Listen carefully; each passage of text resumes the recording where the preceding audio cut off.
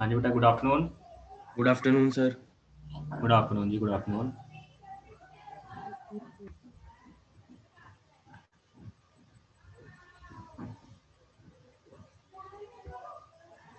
हाँ जी बेटा, आज की क्लास में क्या करना है? रिवीजन ही था। Straight line.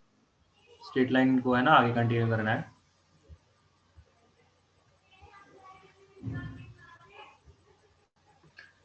स्ट्रेट लाइन में हम लोग कहाँ तक पहुंच गए थे? इमेज वाला कंसेप्ट कर रहे थे, राइट? जैसे यस सीधी सर। उसकी कर्व की वो इमेज निकाल रहे। इमेज के तो हमने सारे कंसेप्ट कर ही लिए थे।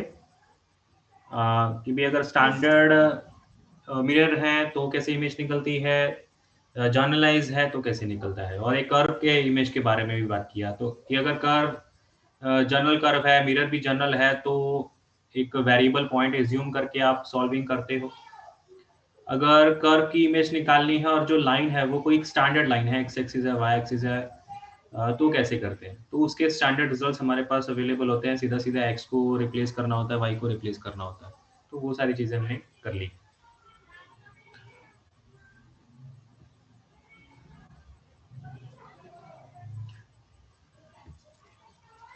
तो अब हम लोग इमेज के कुछ एप्लीकेशंस के बारे में बात करेंगे।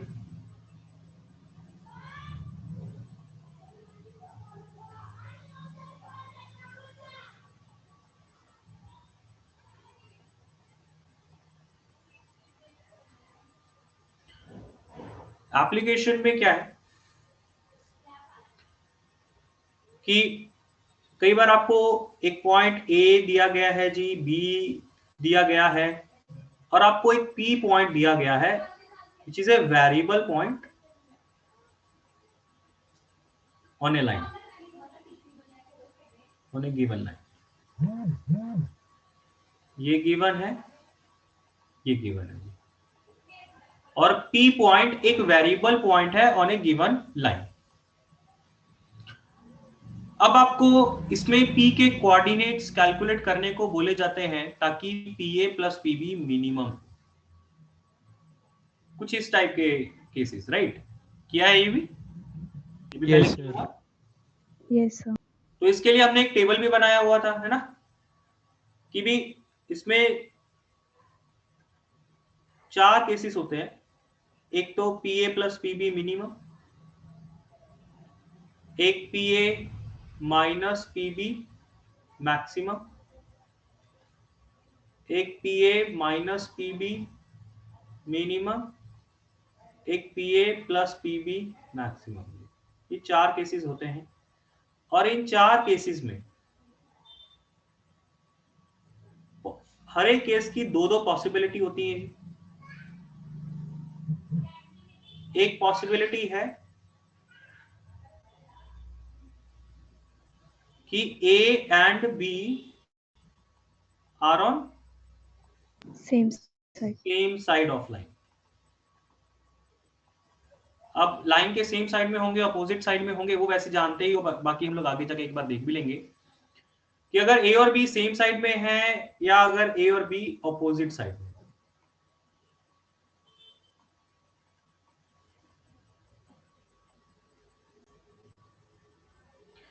कि जो जिस लाइन के ऊपर पी पॉइंट है, उस लाइन के रिस्पेक्ट में आपने ए और बी को जानना है कि क्या वो सेम साइड में है या अपोजिट साइड में। तो इसमें पहले वाले केस में क्या होता है, क्या रिजल्ट आता है कि अगर मान लो ये वेरिएबल लाइन है जिसके ऊपर पी पॉइंट कहीं ना कहीं लोकेट करना है जी, और ए भी इसी तरफ है, बी भी इसी तरफ है, और आपने P A plus P B को मिनिमम करना है जी, तो क्या करना होता है?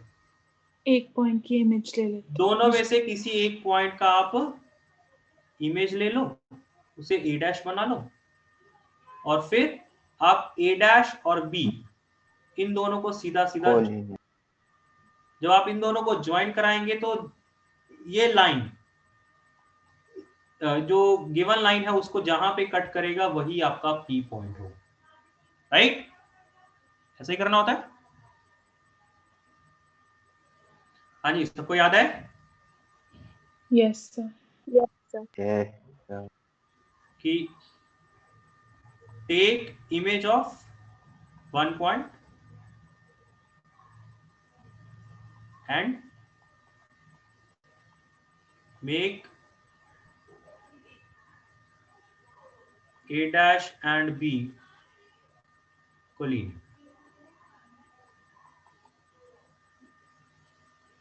A dash ऐसा कर लो, A dash P and B, A dash P B collinear. ठीक है।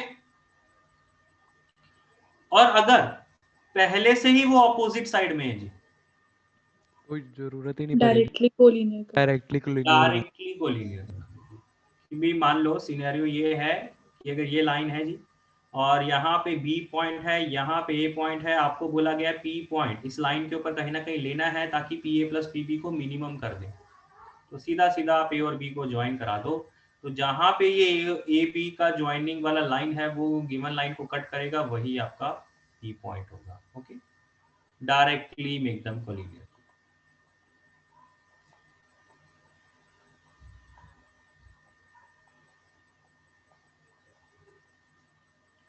पीए माइनस पीबी मैक्सिमम, जब पीए माइनस पीबी मैक्सिमम करना होता है तब क्या होता है, यही रिजल्ट्स ऑपोजिट हो जाते हैं। अपोजिट हो जाते हैं। अपोजिट कि अगर ए और बी सेम साइड में होगा, मान लीजिए ए इधर है बी इधर है, तब पी इस लाइन के ऊपर कहीं ना कहीं पॉइंट है जी, तो तब अगर आपने ए और बी पीए माइनस पीबी को मैक्सिमम करना है, पीए माइनस पीबी को मैक्सिमम करना है, तब सीधा सीधा आप ए और बी को ज्वाइन करा दो और वो जो लाइन है वो गिवन लाइन को जहां पे मीट करेगी वो आपका पी वाला पॉइंट होगा जी। तो डायरेक्टली कोलिनियर बना देना है किस केस में, जब ए और बी सेम साइड में होंगे, और अगर ए और बी ऑपोजिट साइड में होंगे तो इमेज एक पॉइंट का इमेज लेना है, फिर उन्हें कोलिनियर बनाना है। राइट, ये रिजल्ट्स याद रखने हैं जी, ये रिजल्ट्स हैं, सीधा सीधा ये रिजल्ट्स याद रखने हैं, जिसमें ये वाला पहला वाला केस और सेकेंड वाला केस ये ज्यादा इंपॉर्टेंट है, थर्ड और फोर्थ उतने इंपॉर्टेंट नहीं है। मतलब वो तो जस्ट कि भी अगर प्लस को मिनिमम बना रहे थे तो अगर minus minimum just in case पूछा हो तो क्या हो सकता है, तो पीए माइनस पीबी मिनिमम कितना हो सकता है जी, 0 हो सकता है। पीए माइनस पीबी कितना हो सकता है मिनिमम, 0 हो सकता है। कि यस सर। ये जो ए और बी हैं इन दोनों पॉइंट्स का एंगल परपेंडिकुलर बाइसेक्टर अगर आप बना देते हो, तो परपेंडिकुलर बाइसेक्टर इस लाइन को जहां पे मीट करेगा ये पी पॉइंट, तो इस पॉइंट का ए से डिस्टेंस और बी से डिस्टेंस ये दोनों क्या होगा जी, बराबर होगा। यस। ठीक है, तो मिनिमम तो यहाँ पे भी 0 आने वाला है, यहाँ पे भी 0 ही आने वाला है, तो इसमें भी कंसेप्ट तो सेम ही रहेगा जी। ब्रैकेट में मैं लिख देता हूँ परपेंडिकुलर बाइसेक्टर जी, इसमें भी परपेंडिकुलर बाइसेक्टर, चाहे पॉइंट दोनों सेम साइड में है चाहे ऑपोजिट साइड में, आपने क्या करना है परपेंडिकुलर बाइसेक्टर निकालना है। परपेंडिकुलर बाइसेक्टर जहां पे उस गिवन लाइन को कट करेगा वो उस पॉइंट पे इन दोनों का जो सब्ट्रैक्शन है वो मिनिमम होगा जिसकी वैल्यू 0 के बराबर है। और मैक्सिमम, सम मैक्सिमम इनफिनिट, इनफाइनाइट, पी को जितना ज्यादा दूर लेके जा सकते हो उतना ज्यादा दूर ले जाइए और सम कर लीजिए, जितना ज्यादा पी को दूर लेंगे उतना ही ज्यादा पी ए भी इनफाइनाइट को अप्रोच करेगा, पी बी भी इनफाइनाइट को अप्रोच करेगा, सम करेंगे तो इनफाइनाइट ही आएगा। राइट, हाँ जी, तो ये वाला जो रिजल्ट है ये वाला रिजल्ट इंपॉर्टेंट है, ठीक है, इसको याद रखना है।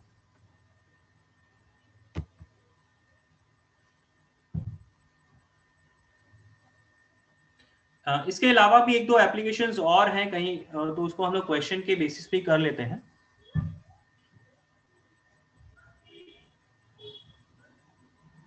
आपको ए बी की इक्वेशन y को x दी है, एक सेकंड।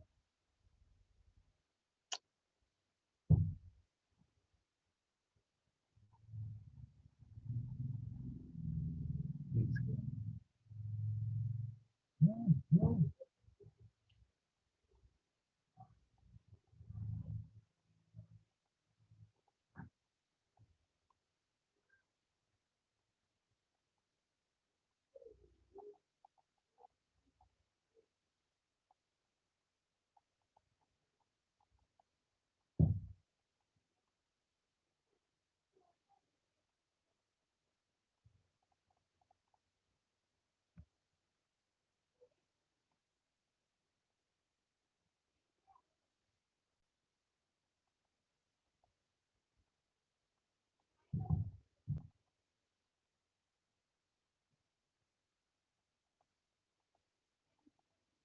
इस क्वेश्चन को ट्राई करके देखिए, ये भी इमेज वाले कंसेप्ट के ऊपर ही है।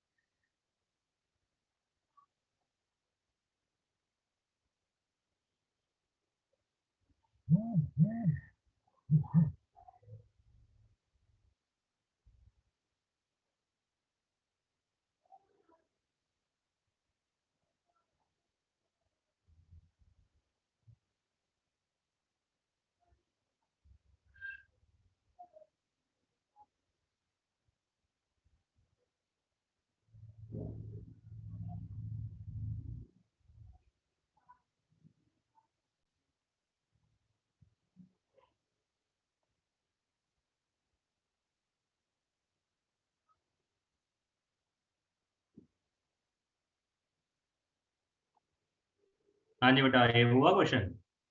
सर सी के कोऑर्डिनेट्स आगे, बस पी का आगे करना रह गया। ओके।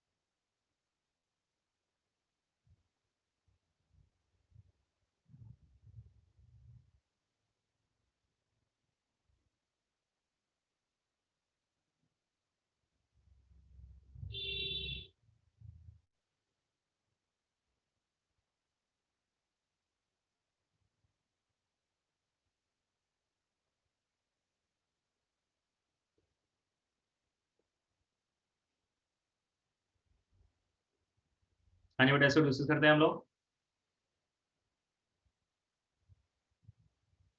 देखिए इसमें क्या है कि आपको पॉइंट ए दिया हुआ है और ये आपको परपेंडिकुलर बाइसेक्टर दिया है। तो अगर मैं ए पॉइंट का इस परपेंडिकुलर बाइसेक्टर के अबाउट इमेज निकालूंगा तो मुझे क्या पॉइंट मिलेगा? ई पॉइंट मिल जाएगा। सीधा सीधा सी पॉइंट मिल जाएगा। यस।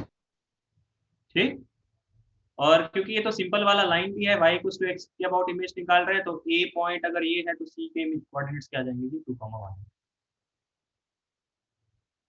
ठीक, अब ये तो परपेंडिकुलर बाइसेक्टर हुआ। अब एंगल बाइसेक्टर का क्या रिलेशन है कि अगर आप इसी पॉइंट का इस एंगल बाइसेक्टर के अबाउट इमेज अगर निकालते हो तो वो इमेज सी पॉइंट या बी पॉइंट का होना कोई जरूरी तो नहीं है, लेकिन इतना जरूर होगा कि वो जो इमेज होगा वो आपका बीसी लाइन के ऊपर लाई करेगा। Yes sir. हाँ। अगर आप ए पॉइंट का एंगल बी के एंगल बाइसेक्टर के अबाउट बी के एंगल बाइसेक्टर के अबाउट इमेज निकालते हो तो वो डेफिनेटली बीसी के ऊपर लाई करेगा। ठीक, तो अगर ए पॉइंट का मैंने इसके अबाउट इमेज निकाल लिया तो जो पॉइंट मुझे मिलेगा उससे मुझे बीसी के ऊपर एक और पॉइंट आ जाएगा। सी तो पता है पहले ही चल गया है, अब एक और पॉइंट बीसी के ऊपर मिल गया तो फिर दोनों पॉइंट को यूज करके हम लोग बीसी की इक्वेशन निकाल सकते हैं। राइट, तो यहाँ पे इंपॉर्टेंट चीज क्या है आप लोगों को याद रखने के लिए कि जो परपेंडिकुलर बाइसेक्टर का इमेज है, इमेज ऑफ ए, मैं इसी एग्जांपल के बेसिस पे ये रिजल्ट्स लिख रहा हूं कि image of A with respect to perpendicular bisector, perpendicular bisector of AC and AB will be C and B respectively। इस एग्जांपल में ए पॉइंट का इमेज निकालना था with respect to the perpendicular bisector of AC, तो अगर AC के perpendicular bisector के about इसका इमेज निकाला तो हमें आंसर क्या मिल गया? C पॉइंट मिल गया। तो अगर यहीं पे इस क्वेश्चन में अगर AB का एंगल परपेंडिकुलर बाइसेक्टर दिया होता उसके अबाउट अगर मैं इमेज निकालता तो मुझे क्या पॉइंट मिल जाता जी? पॉइंट बी मिल। तो इसलिए मैंने वो दोनों चीजें एक साथ लिखी है। अब यहाँ पे एक ए पॉइंट दिया है इसलिए इसके इमेज ले लिए गए हैं। अगर आपको बी पॉइंट दिया होता अकॉर्डिंगली आपको परपेंडिकुलर बाइसेक्टर, ये ए बी का ही परपेंडिकुलर बाइसेक्टर अगर मैं आपको दे दूं तो ए बी का परपेंडिकुलर बाइसेक्टर जो होगा बी का इमेज अगर ए बी के परपेंडिकुलर बाइसेक्टर के अबाउट निकालूंगा तो ऑटोमेटिकली पॉइंट क्या आ जाएगा फिर मेरे को? ए आ जाएगा। राइट, तो मैं जैसे इस क्वेश्चन में मुझे इंफॉर्मेशन दी थी उसके बेसिस पे मैंने रिजल्ट्स लिखे हैं, लेकिन इन्हीं रिजल्ट्स में अगर आपको बी दिया हो या सी दिया हो एंड अकॉर्डिंगली परपेंडिकुलर बाइसेक्टर दिया हो तो आप उनके ऊपर भी ये चीजें अप्लाई कर सकते हो, ये कंसेप्ट अप्लाई कर सकते हो। सर ये एंगल बाइसेक्टर का प्रूफ क्या था?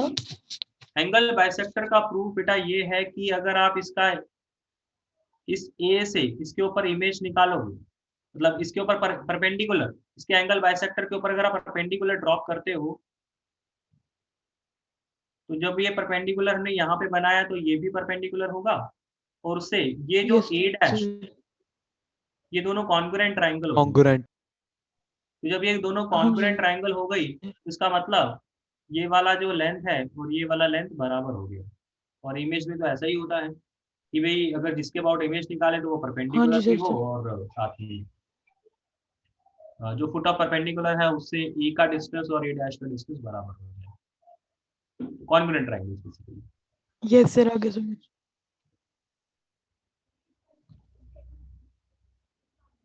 और सेकेंड रिजल्ट इसमें क्या है, ये एंगल बाइसेक्टर के ऊपर है कि image of A with respect to angle bisector of B and C, B and C lies on line BC। कि अगर आप B के एंगल बाइसेक्टर के अबाउट A का इमेज निकालेंगे तो वो BC के ऊपर लाई करेगा। अगर C के एंगल बाइसेक्टर के अबाउट A का इमेज निकालेंगे तो वो भी BC के ऊपर ही लाई करेगा। ठीक है, चाहे B का एंगल बाइसेक्टर के अबाउट A का इमेज निकाला तब भी, चाहे C का एंगल बाइसेक्टर दिया होता तब भी अगर आप इमेज निकालते A का, वो भी BC के ऊपर ही लाई कर रहा होगा। ठीक, इतना क्लियर है? आगे चलें। और इस पे बेटा देखिए, ये मैंने परपेंडिकुलर बाइसेक्टर के अबाउट वाला रिजल्ट बता दिया, एंगल बाइसेक्टर के अबाउट वाला रिजल्ट बता दिया। जस्ट इन केस आपको मीडियन दिया हुआ है तो आपके लिए कोई रिजल्ट नहीं है, आपको फिर कंसेप्ट भी लगाना पड़ेगा, या ऑल्टीट्यूड है तो ऑल्टीट्यूड के लिए कंसेप्ट भी लगाना पड़ेगा। मान लीजिए मैंने आपको ए पॉइंट दिया होता, यहाँ पे इसके एंगल बाइसेक्टर की बजाय मैंने मीडियन दिया होता, मान लीजिए ये मीडियन दिया होता,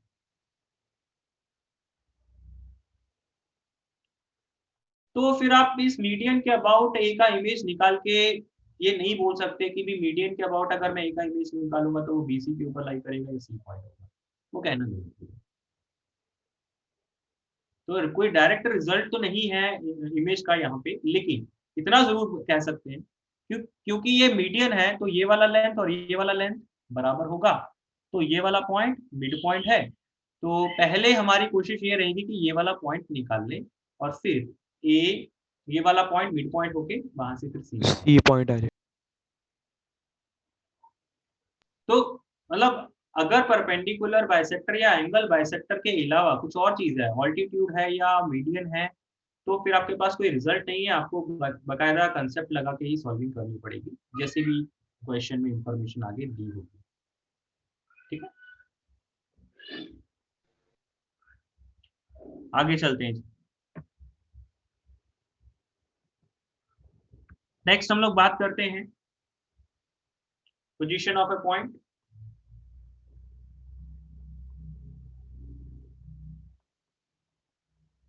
with respect to a line, अगर एक लाइन दी गई है, ये दो पॉइंट P एंड Q दिए गए हैं जी, तो कैसे जज करेंगे कि दोनों सेम साइड में, दोनों अपोजिट साइड में? दोनों को पुट करके लाइन में Right. प्रोडक्ट तो कर। लाइन Line में में पुट कर दीजिए, सेम साइन आता है तो सेम साइड, अपोजिट साइन आता है तो अपोजिट साइड, राइट? ऐसे करते हैं। Yes, sir. इसमें भी है ना, कई बार कुछ एक दो सिंपल से क्वेश्चन होते हैं, मतलब ये देखने में तो बड़ा इजी लगता है, लेकिन कई बार है ना इसका एप्लीकेशन क्या होता है, इसको एक बार एक क्वेश्चन लेके देख लेते हैं।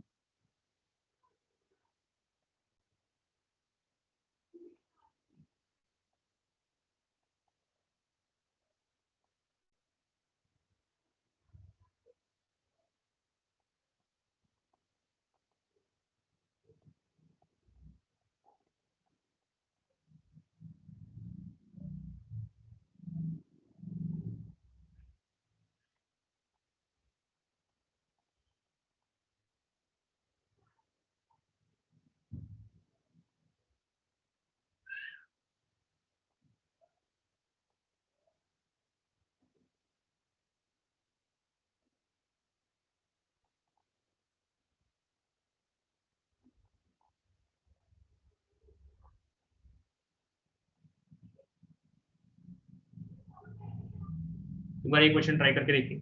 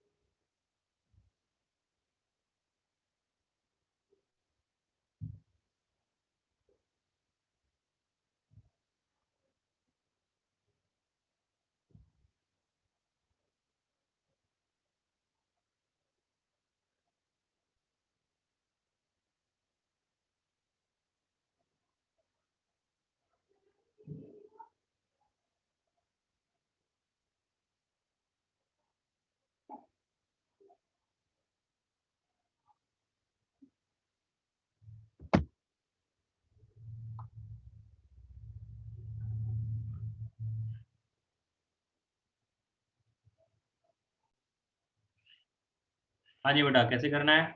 सर डायग्राम बना लेंगे प्रॉपर वाली, उसमें ओरिजिन पुट करके ये देख लेंगे। कैलकुलेशन अभी फिलहाल है ना, ऐसे नीड नहीं है, मतलब बहुत ज्यादा वैल्यूज निकालने की नीड नहीं है। ओरिजिन जस्ट हम लोग कंसेप्ट के दूसरा बारे में बात करते हैं कि कंसेप्ट क्या है। पहले तो ये तीनों लाइन हम लोग बना लेते हैं, इनको नाम भी दे देते हैं। मान लीजिए ABC, ये फर्स्ट लाइन है जी 3x plus y plus 2 equals to 0, और ये सेकेंड लाइन है जी, ये थर्ड लाइन है। ठीक है, ओरिजिन इनके अंदर लाई कर रहा है। तो अब सबसे पहले तो आप क्या करोगे, आप इन तीनों पॉइंट्स को निकाल लो। ये तीनों पॉइंट्स आपको निकालने पड़ेंगे। ठीक है, अब ये पोजीशन ऑफ ए पॉइंट वाला कंसेप्ट कैसे लगेगा ये?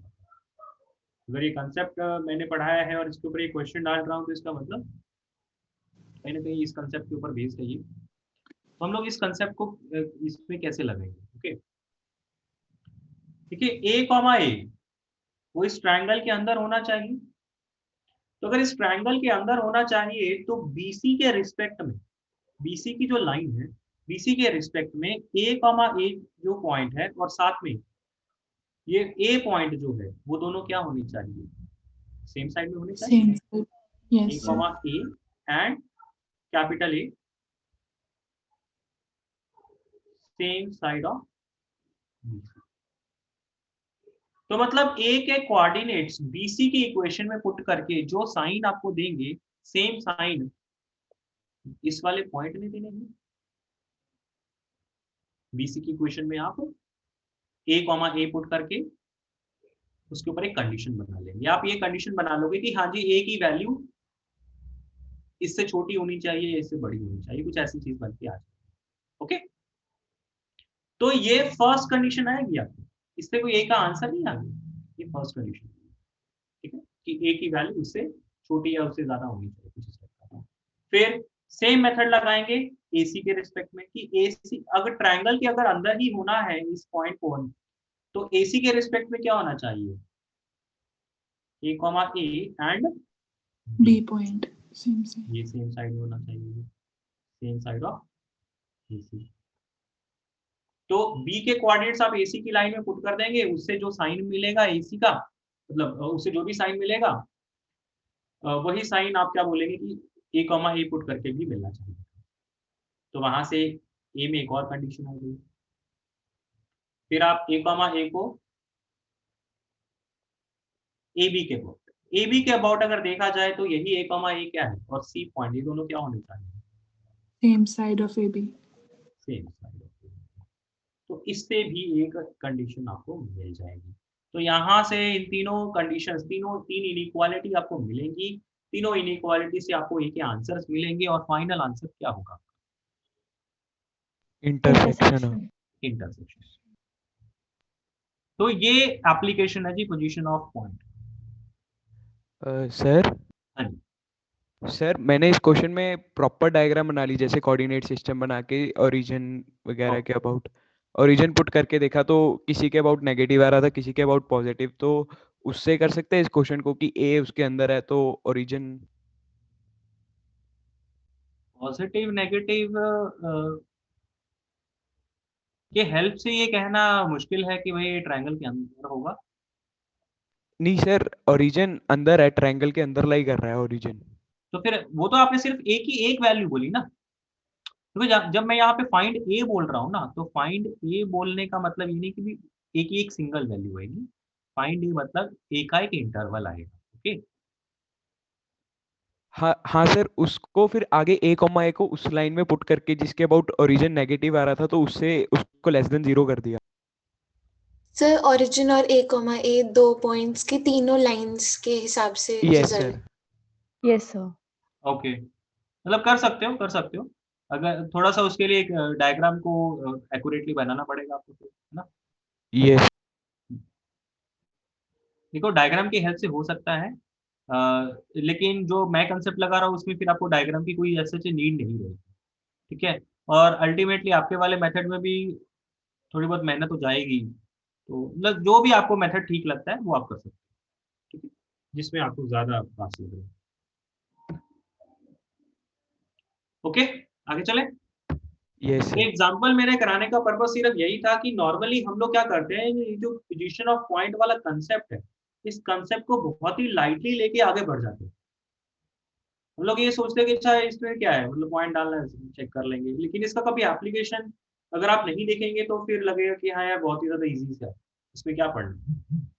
लेकिन इस क्वेश्चन को देख के आप ये मतलब ये सोच सकते हो कि भाई इसको कैसे यूज किया जाता है। ओके, आगे चलते हैं। नेक्स्ट हम लोग बात करते हैं distance between two parallel lines. वो आपको पता ही है,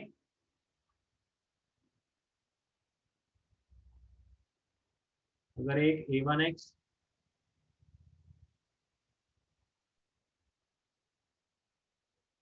पैरेलल है तो कोफिशिएंट ऑफ x और कोफिशिएंट ऑफ y ये सब बराबर ही होगा, कांस्टेंट का फर्क होगा, तो इन दोनों के बीच का डिस्टेंस आप निकाल सकते हैं, राइट। और इसी में अगर ये दोनों पैरेलल लाइन है, इनके बीच में अगर कोई एक ऐसी लाइन बनानी है जो कि इन दोनों को बराबर पार्ट्स में कट करे, मतलब एग्जैक्टली इन द मिडल हो इन दोनों पैरेलल लाइंस के, तो क्या होगा, उसका C1 plus C1 C2 plus by C2 2. हो जाएगा। कांस्टेंट्स के ऊपर सेक्शन फार्मूला लगा दीजिए, है ना। Yes. तो इसी में अगर 2:1 है तो अगेन कांस्टेंट्स के ऊपर सेक्शन फार्मूला लगा दीजिए, ठीक है। तो ये बात किया हुआ है, 3D में भी सेम बात था। Yes sir. 3D में हम लोग प्लेन्स के लिए बेसिकली सेम बात करते हैं ना।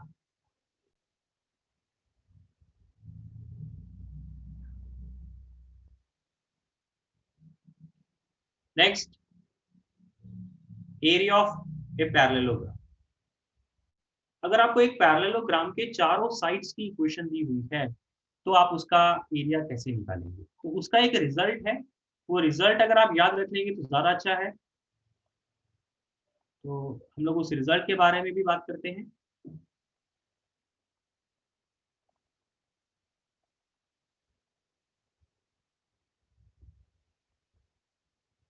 देखिए पैरेललोग्राम है तो दो साइड्स आपस में पैरेलल, दो साइड्स आपस में पैरेलल, राइट। तो ये जो दोनों लाइंस मैंने कंसीडर करी हैं, ये क्या है, इनके coefficient of x and coefficient of y दोनों बराबर ले लिए हैं, सिर्फ कांस्टेंट्स पे चेंज किया है, तो मतलब ये दोनों लाइंस के आपस में पैरेलल है। सिमिलरली इन दोनों के कोफिशिएंट ऑफ एक्स वाई बराबर है तो कांस्टेंट का फर्क है, तो ये दोनों लाइंस आपस में पैरेलल है। तो इसमें अगर डायग्राम बनाएंगे तो ऐसा कुछ डायग्राम भी बन के आ जाएगा। आप इसको फर्स्ट लाइन, ये सेकेंड, ये थर्ड, ये फोर्थ, तो ये मान लो फर्स्ट लाइन है जी, तो ये सेकंड होगी उसके पैरेलल, ये थर्ड होगी जी, और ये फोर्थ होगी, ठीक है ना। तो इनके अगर आपको पैरेललोग्राम का एरिया निकालना है और इक्वेशंस दी तो उसकी हेल्प से आप एरिया कैसे निकाल सकते हो, तो उसका डायरेक्ट फॉर्मूला है, वो फॉर्मूला क्या आता है कि इनके कांस्टेंट्स का सब्ट्रैक्शन करना है। कौन से कांस्टेंट्स, पैरेलल लाइन के कांस्टेंट्स का, C1 minus D1, C2 minus D2, ठीक। इनके कांस्टेंट्स का सब्ट्रैक्शन करना है और उनका प्रोडक्ट करना है। मतलब जो फर्स्ट और सेकंड लाइन है उनके कांस्टेंट का सब्ट्रैक्शन करिए, थर्ड और फोर्थ के कांस्टेंट्स का सब्ट्रैक्शन कर दीजिए, उनका प्रोडक्ट करिए, और डिनोमिनेटर में लिखिए कि ये जो कोफिशिएंट्स हैं एक्स वाई के कोफिशिएंट्स हैं, इनको क्रॉस मल्टीप्लिकेशन है, a1 b2 minus a2 b, सीधा सीधा ये फॉर्मूला आप याद रखेंगे तो पैरेललोग्राम का एरिया निकाल देंगे। तो बात ये है कि यहाँ पे जो इंफॉर्मेशन है वो लाइंस की इक्वेशन के टर्म्स में, ठीक है। अगर आपको पॉइंट्स नहीं है फिर तो आपको सीधा सीधा पता है कि क्या करना होता है ना। तो उसके लिए आपको ना डायरेक्टली चीज़ें पता है, कंसेप्ट पता है कि भाई पैरेललोग्राम का एरिया का बेसिक मेथड क्या होता है, एक साइड पता हो और उसका परपेंडिकुलर डिस्टेंस पता हो दोनों यस। पैरेलल्स के बीच में, ठीक है ना। तो उस तरीके से प्रूव हो जाता है। लेकिन यहाँ पे इंफॉर्मेशन आपको साइड्स की इक्वेशन के टर्म्स में है, तो अगर आप वही कंसेप्ट लगाने का ट्राई करेंगे तो लग तो जाएगा लेकिन वो बहुत लंबा जाएगा, उसकी बजाय अगर आप ये फॉर्मूला याद कर लेंगे तो ज़्यादा बेटर है, ठीक है ना। तो ये फॉर्मूला याद रखिएगा, एंड जस्ट इन केस ये फॉर्मूला भूल जाता है तो ये फॉर्मूला कहाँ से आया है उसका मैं जस्ट एक आइडिया दे रहा हूँ। उसके लिए कम से कम इसको तो जरूर याद रखिएगा, P1 P2 upon sine theta. P1 क्या है? इन दोनों पैरेलल लाइंस के बीच का परपेंडिकुलर डिस्टेंस। ये तो आप निकाल ही सकते हो, जब दोनों लाइनें दी हैं तो उनका परपेंडिकुलर डिस्टेंस तो निकल ही जाएगा। Yes sir. Yes, sir. P2 क्या है? इन दोनों परपेंडिकुलर लाइंस के बीच का डिस्टेंस। This is P2। ठीक। और थीटा क्या है? थीटा है बेटा पैरेललोग्राम की जो दो एडजेसेंट लाइंस हैं उनके बीच का है, उनके बीच का एंगल। ठीक। तो क्या ये थीटा आप निकाल लें?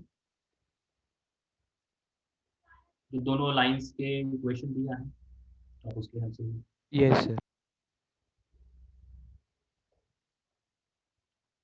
दोनों में से कम एक चीज आपको जरूर याद रखना। पहला वाला याद रख लेंगे तो ज़्यादा बेटर है, कुछ भी नहीं कैलकुलेशन करनी पड़ेगी। दूसरा याद रहेगा तो थोड़ी सी कैलकुलेशन में आपका। सर ये तो बेस इंटू एल्टीट्यूड ही बन गया। बिल्कुल वही है, बेस इंटू हाइट ही है कि अगर आप इसको ऐसा ट्रीट कर सकते हो, अगर ये थीटा था तो बेटा ये भी है ना थीटा ही हो गया। तो दिस इज P1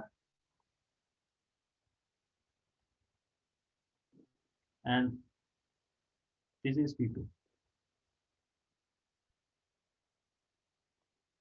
ये थीटा है ही। तो अगर मैं P2, अगर मैं इस लेंथ के बारे में बात करूं, इस लेंथ के बारे में बात करूं, मान लीजिए मैंने इसको CD नाम दे दिया, तो CD के बारे में अगर मैं बात करूं तो CD एक्चुअल में है क्या? P2 बाय साइन थीटा ही है। तो अगर CD पता है, हाइट की P1 है, तो P1 into P2 by sine theta के साथ मल्टीप्लाई। तो ये चीज वही लिखा है, बेस इंटू हाइट ही लिखा है, वहीं से आया है ये। ओके, याद रहेगा? ये आप लोगों ने थ्योरी के दौरान पढ़ा था। Yes, sir. नेक्स्ट है equation of A line passing through a point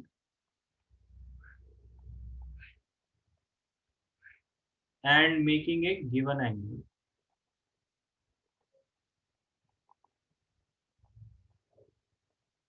with a given line।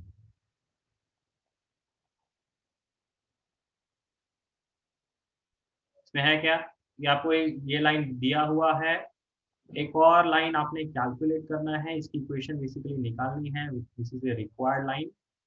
और आपको बोला गया है कि ये जो रिक्वायर्ड लाइन है वो पर्टिकुलर पॉइंट से पास कर रहा है जी। तो इस लाइन की इक्वेशन आपने निकालनी है, और आपको एक तो इस लाइन का पॉइंट दिया गया है, और साथ में आपको क्या बोला गया है कि ये जो गिवन लाइन है उसका इससे कोई एंगल अल्फा बन रहा है। तो ये रिक्वायर्ड लाइन कैसे कैलकुलेट होगा जी? रिक्वायर्ड लाइन कैसे कैलकुलेट? पॉइंट दिया हुआ है, तो रिक्वायर्ड लाइन की इक्वेशन निकालने के लिए आपको क्या चाहिए? स्लोप। स्लोप निकाल। Yes sir. तो इसकी स्लोप मैं m मान लूंगा।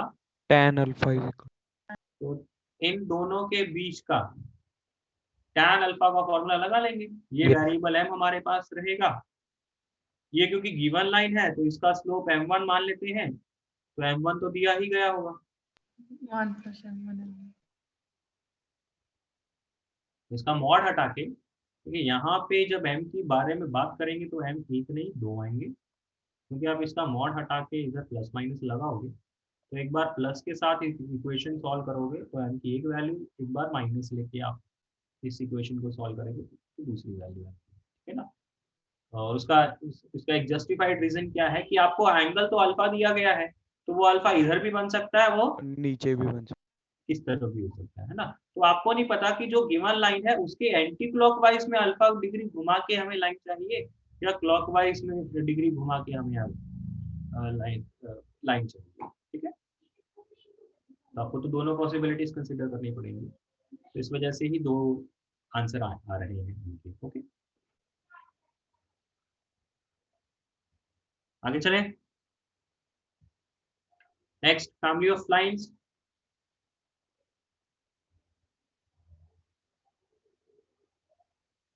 फैमिली ऑफ लाइंस पे क्या होता है कि अगर आपको L1 L2 दो लाइंस दिए हैं तो उन सारी लाइंस की इक्वेशन क्या होगी, क्योंकि इन दोनों के इंटरसेक्शन से पास करेंगे। ये होता है।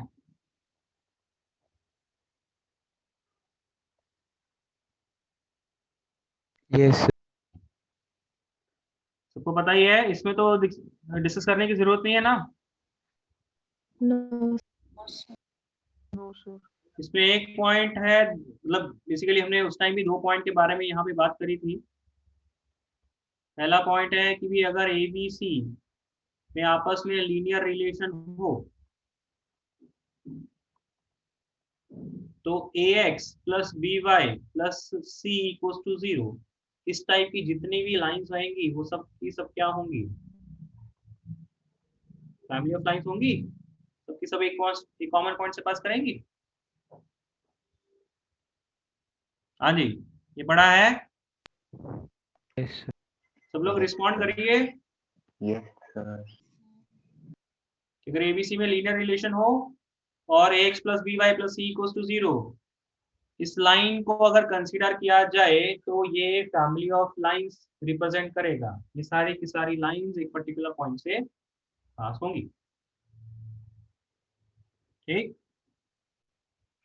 और इसी में एक दूसरा पॉइंट था कि अगर algebraic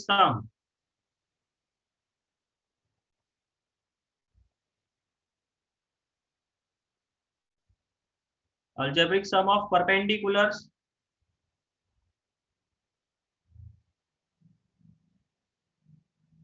drawn from given points on a variable line is 0, then that variable line always passes through a Fixed point.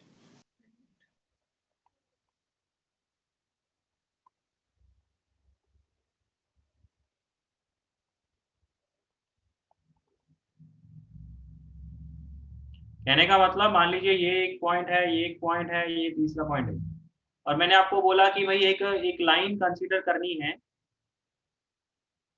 ये लाइन है ना, बहुत सारी, मतलब कोई भी एक वेरिएबल लाइन है बेसिकली, और ये लाइन ऐसे है कि भाई फर्स्ट पॉइंट से अगर मैं इसका परपेंडिकुलर सम डिस्टेंस निकालूं, सेकंड पॉइंट से इसका परपेंडिकुलर डिस्टेंस निकालूं, थर्ड पॉइंट से इसका परपेंडिकुलर डिस्टेंस निकालूं और इनका सम 0 कर दूं।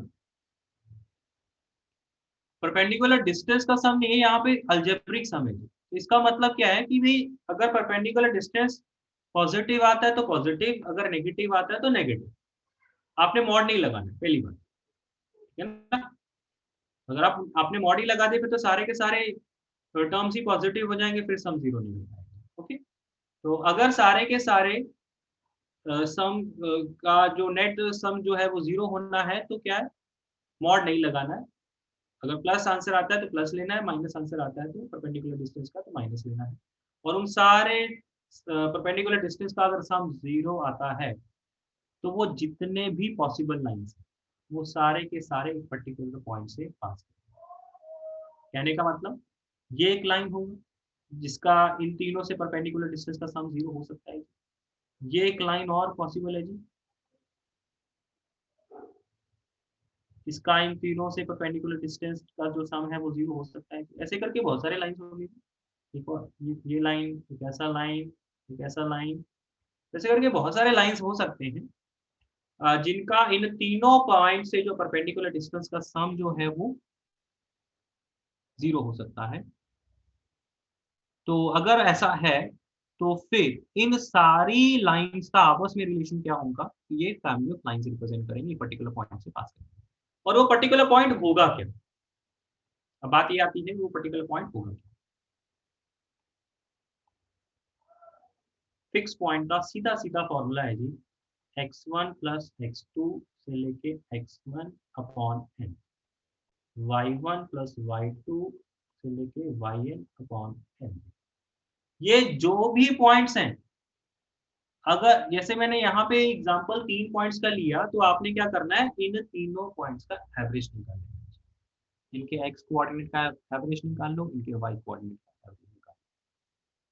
तो जो इनके एक्स कोऑर्डिनेट का एवरेज, वाई कोऑर्डिनेट का एवरेज लेके जो वैल्यू आपको मिलेगी, उस फिक्स पॉइंट से, उसी पॉइंट से सारी की सारी लाइंस पास कर रही होंगी।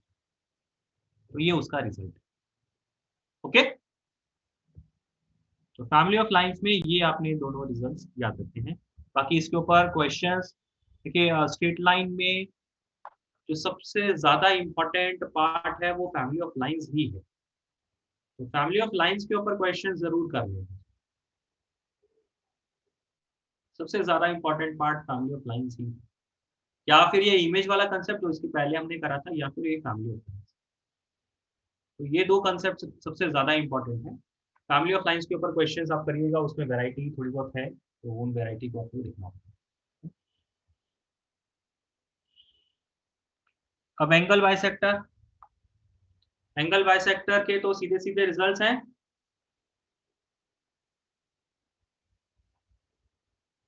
आपको दो लाइंस दी गई हैं, उनका एंगल बाइसेक्टर निकालना है। ये एक लाइन है, ये एक लाइन है। तो अगर आपने इसका एंगल बाइसेक्टर निकालना है तो एंगल बाइसेक्टर एक नहीं होता, दो आते हैं जी। पहली बात, फर्स्ट लाइन, ये सेकेंड लाइन। फर्स्ट लाइन की इक्वेशन मान लेते हैं a1x + b1y + c1 = 0। Second line की equation a2x + b2y + c2 = 0। Angle bisector निकालना आता है a1x upon root of a1 square. Mod को हटा ही देते हैं, सीधा सीधा प्लस माइनस लगा।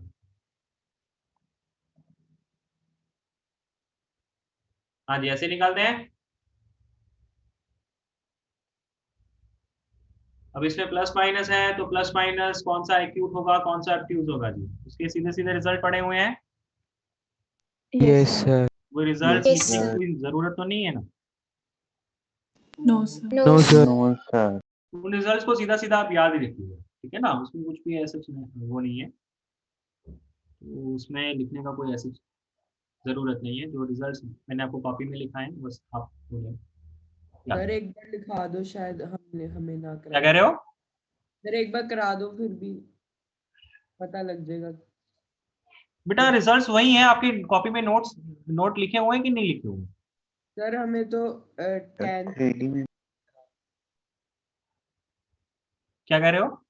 नहीं लिखे? 10/2 वाला कुछ ऐसा कराया था हमने। टैन वाला कर रहे थे। चलिए मैं आपको इसके लिख सर देता हूँ। 3D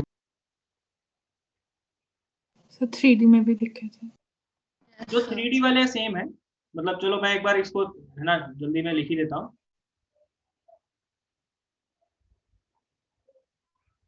जो पहला पॉइंट है वो basically acute angle bisector and obtuse angle bisector के ऊपर।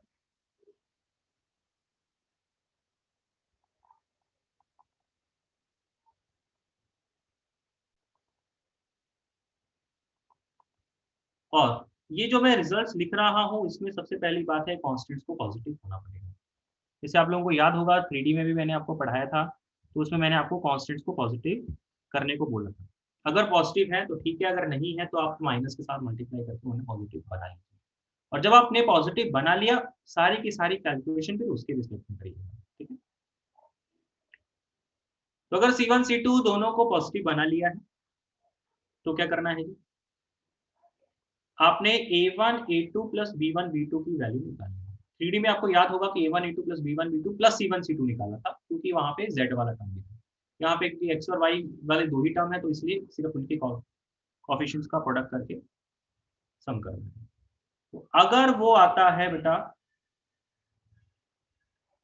पॉजिटिव, अगर वो पॉजिटिव आता है तो पॉजिटिव साइन वाला ही क्या होगा, Obtuse angle bisector. ऑब्ट्यूज, और नेगेटिव साइन वाला क्या होगा। और यही चीजें रिवर्स हो जाएंगी अगर इनका सम आता है नेगेटिव, मतलब पॉजिटिव साइन वाला एक्यूट एंगल बाइसेक्टर रिप्रेजेंट करेगा, नेगेटिव वाला ऑब्ट्यूज। और ये पॉजिटिव नेगेटिव तो बात समझ में आ रही है ना, कि Yes. भाई मैं ये एंगल बाइसेक्टर जब कैलकुलेट कर रहा था तो एक एंगल बाइसेक्टर मुझे प्लस की कैलकुलेशन करके मिला और एक एंगल बाइसेक्टर मुझे माइनस की कैलकुलेशन करके मिला। तो प्लस वाला एक्यूट होगा या माइनस वाला एक्यूट होगा, ये मुझे जानना है। तो उसके लिए मैंने ये कंसेप्ट लिखा है कि आप सबसे पहले कॉन्स्टेंट्स को पॉजिटिव बना लीजिए, पॉजिटिव नहीं है तो माइनस के साथ मल्टीप्लाई करके पॉजिटिव बना दो, और फिर सारी की सारी कैलकुलेशन इसी के रिस्पेक्ट में होगी। मतलब ये जो कैलकुलेशन जब आप इसको सॉल्व करेंगे, ये सारी की सारी कैलकुलेशन जब आपके C1 C2 पॉजिटिव हैं तब करी गई है, ठीक है ना। तो अगर C1 C2 दोनों पॉजिटिव है तो आपने A1 A2 plus B1 B2 की वैल्यू निकालनी, अगर वो पॉजिटिव आता है तो पॉजिटिव की कैलकुलेशन करके जो एंगल बाइसेक्टर निकाला होगा वो ऑब्ट्यूज होगा, नेगेटिव को लेके जो एंगल बाइसेक्टर निकाला होगा वो एक्यूट होगा, और यही बातें रिवर्स हो जाएंगी कि अगर इनका सम नेगेटिव आता है। इक्वल्स टू 0 का केस लेना नहीं पड़ता, क्योंकि उस केस में ये दोनों गिवन लाइंस ही आपस में परपेंडिकुलर हो जाती हैं।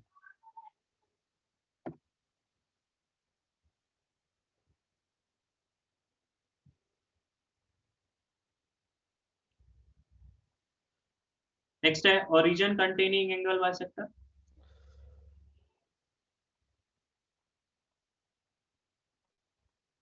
ओरिजिन कंटेनिंग एंगल बाइसेक्टर कौन सा होगा कि अगर C1 C2 सेम साइन के हैं तो प्लस साइन को कंसीडर करके जो एंगल बाइसेक्टर आपने निकाला होगा वो आपका ओरिजिन एंगल बाइसेक्टर होगा। और यही अगर ये ऑपोजिट साइन के हैं कांस्टेंट, ठीक है। वैसे तो मैंने आपको पहले वाले लाइन में बोल ही दिया है, हमेशा आप ये अपनी हैबिट बना लो कि भी कांस्टेंट्स को पॉजिटिव बना लो, ठीक है, फिर ही कैलकुलेशंस को करो, है ना, ताकि कोई कंफ्यूजन ही ना रहे कभी भी। तो उस केस में है ना, आपको हमेशा यही वाला काम में आएगा, आप सीधा सीधा ये बोलो कि भी प्लस साइन वाला ही हमेशा ओरिजिन कंटेनिंग एंगल बाइसेक्टर होगा, ठीक है। तो ये वाला आपको सोचने की जरूरत ही नहीं पड़ेगी। एंड थर्ड में आपने क्या करना है,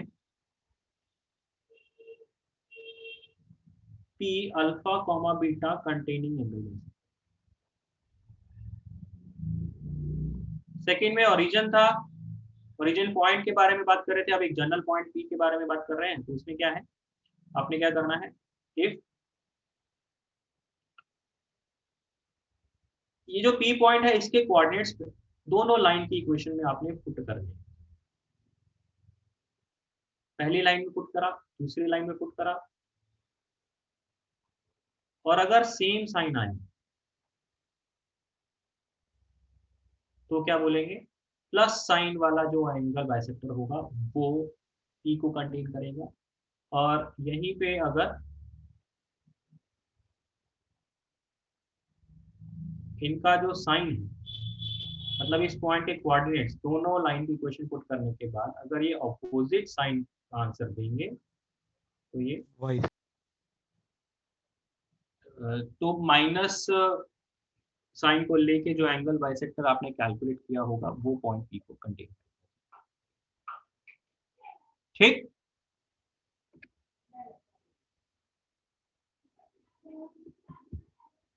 क्लियर है, यही रिजल्ट्स आपके 3D में भी आए थे। Yes, sir. Yes, sir.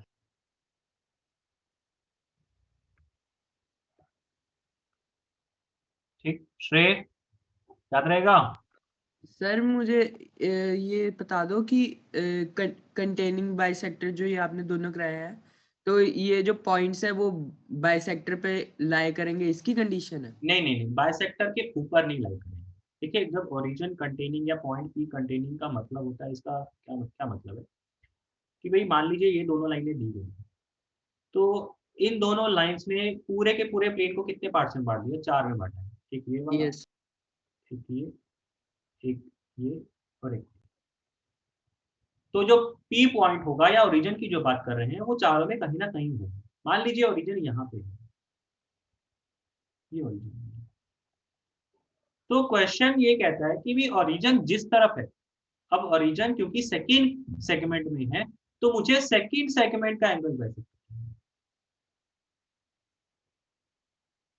Origin का एंगल बाइसेक्टर के ऊपर लाई करना कोई जरूरी नहीं है। वो सिर्फ ये क्वेश्चन कह रहा है कि भी जिस सेगमेंट में ओरिजिन लाई कर रहा है उस सेगमेंट का एंगल बाइसेक्टर निकालना। तो ओरिजिन अगर थर्ड में लाई कर रहा होता तो मैं थर्ड का एंगल बाइसेक्टर निकालता, फोर्थ में लाई कर रहा होता तो फोर्थ का एंगल बाइसेक्टर। सर और दो ये जो सेकंड और फोर्थ का एंगल बाइसेक्टर निकालना एक ही बात है। सिमिलरली यस फर्स्ट सर और वही बोल रहा थर्ड का, ठीक है ना। Okay sir thank you. तो ये सेम रिजल्ट्स हैं जो आपने 3D में पढ़े। तो अगर आप एक जगह पे याद कर लेंगे तो आपको दूसरी जगह पे है ना याद रखने की जरूरत नहीं पड़ेगी, ऑटोमेटिकली याद हो जाएगी। तो बेटा ये है स्ट्रेट लाइन की पूरी थ्योरी। अब हम लोग पेयर ऑफ लाइंस के बारे में कुछ चीजें कर लेते हैं। ऑल्दो आपके जो सिलेबस होता है जेईई मेंस का उसमें कहीं पेयर ऑफ लाइंस मेंशन तो नहीं होता, लेकिन फिर भी एक दो जो बेसिक सी चीजें सिंपल सी वो हम लोग करते हैं। ज्यादा गहराई वाली चीजें हम लोग नहीं करेंगे। सबसे पहली बात पेयर ऑफ लाइंस में क्या है, ये इक्वेशन आपको कैसे मिलती है। अगर आपको L1 दिया गया है, L2 दिया गया है, तो पेयर ऑफ लाइंस क्या होगा, L1 L2 is L1 L2 = 0। और इसके लिए जरूरी चीज ये है कि भी सारे के सारे टर्म्स आपके लेफ्ट साइड में होने चाहिए, सारे के सारे टर्म्स आपके लेफ्ट साइड।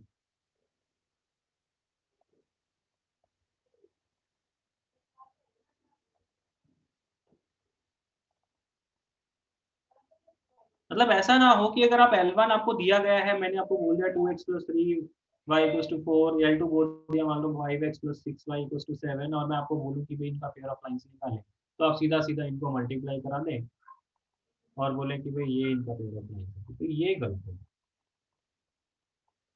और मतलब लेफ्ट वाले का आपस में मल्टीप्लिकेशन, राइट वाले का आपस में मल्टीप्लिकेशन, और इनका ये गलत है। ऐसे नहीं, आपको क्या करना है, सारे के सारे टर्म्स आपके लेफ्ट हैंड साइड में लेके जाएंगे। अगर राइट में है तो लेके तो जा ही सकते हो ना लेफ्ट हैंड साइड, तो लेफ्ट हैंड साइड में लेके जाएंगे सारे के सारे टर्म्स, राइट हैंड साइड को 0 बनाएंगे, तब इनका प्रोडक्ट करेंगे। ठीक है, ये इंपॉर्टेंट चीज है यहाँ पे। तो यहाँ पे कि अगर आपको दो लाइंस दी गई हैं और उनका पेयर ऑफ लाइंस निकालना है, तो उन दोनों लाइंस का प्रोडक्ट करके आपको पेयर ऑफ लाइंस मिल जाता है।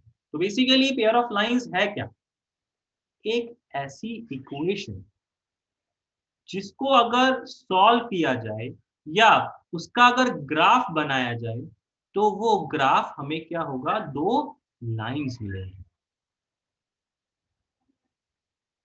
ये एक ऐसी इक्वेशन होगी कि जिसको अगर ग्राफ पे प्लॉट करेंगे तो वो दो लाइंस जनरेट कर देगी। ठीक है,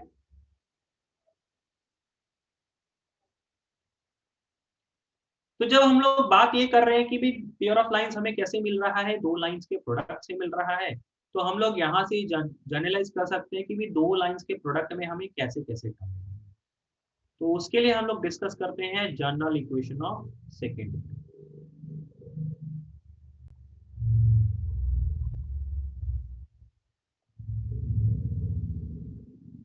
कि अगर आप किसी दो लाइंस का प्रोडक्ट करेंगे तो जो भी इक्वेशन आपको मिलेगी वो कुछ इस टाइप की, ऐसा ही होता है। yes sir. Yes, sir. अगर आप किसी भी दो लाइंस का प्रोडक्ट करते हैं तो उसमें या तो x स्क्वायर का टर्म, या एक्स वाई, या वाई स्क्वायर, या अकेला x, या अकेला y, या फिर कांस्टेंट का टर्म हो सकता है। इसके अलावा कोई टर्म नहीं। तो इसका मतलब है कि भी जितनी भी पेयर ऑफ लाइंस हैं वो सारी की सारी इसके अंदर कवर अप हो जाएंगी। और साथ में एक और यहाँ पे कंडीशन बन जाती है कि ये जितनी भी कर्व हो, ये जितनी भी इक्वेशन आपको मिलेंगी, वो सारी की सारी पेयर ऑफ लाइंस में, सारी की सारी पेयर ऑफ लाइंस इसका पार्ट है। yes sir delta.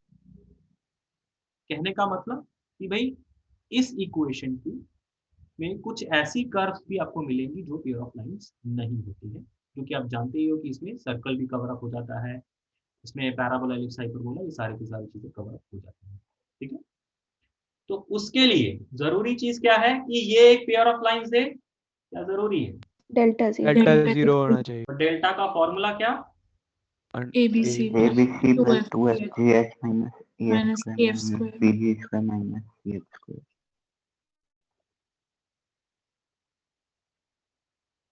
तो जितनी भी पेयर ऑफ लाइंस होती हैं वो general equation of second degree का पार्ट होती है।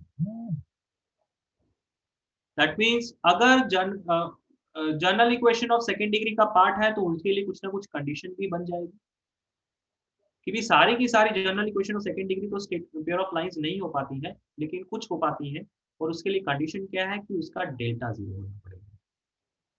अगर डेल्टा 0 होगा दैट मीन्स वो जो equation general equation of second degree है वो पेयर ऑफ लाइंस रिप्रेजेंट करेगा, ठीक है।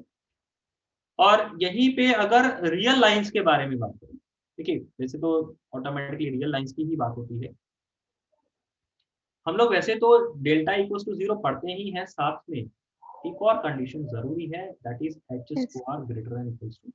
Yes sir. तो ये दो कंडीशन बन के आती है। अगर एच स्क्वायर ए बी से छोटा होगा तो फिर हमें मतलब डेल्टा 0 हो जाए लेकिन एच स्क्वायर ए बी से छोटा आ जाए, तब एक्चुअल में कुछ कर्व होता ही नहीं है, वो एक एम्प्टी सेट बन जाता है। तो कायदे से है ना, h square less than a b अगर हो जाएगा तो फिर हमें रियल लाइंस नहीं मिल पाती है। तो मैं यहाँ पे लिख देता हूँ for real line,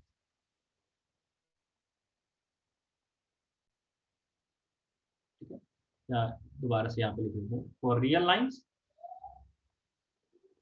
delta equals to 0 first condition, second h square greater than equals to. अगर अकेला डेल्टा 0 हुआ, एच स्क्वायर ए बी से छोटा आ गया, तब हमें कुछ भी नहीं मिलेगा, एक्चुअली एम्प्टी सेट है, ठीक है। अब solution of general equation of second degree,